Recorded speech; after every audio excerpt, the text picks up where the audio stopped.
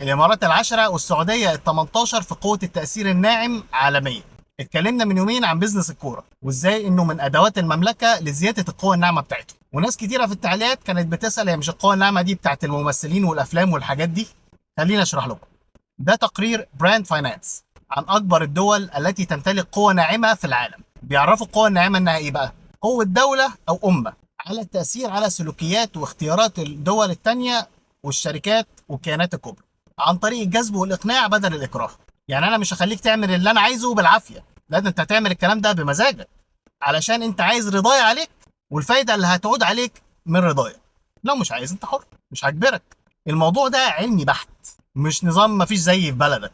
ده برنامج بحثي واسع بيلموا الإجابات فيه من 170 ألف شخص في أكتر من 100 دولة، وبيعملوا استقصاء عن 193 علامة تجارية ووطنية في العالم.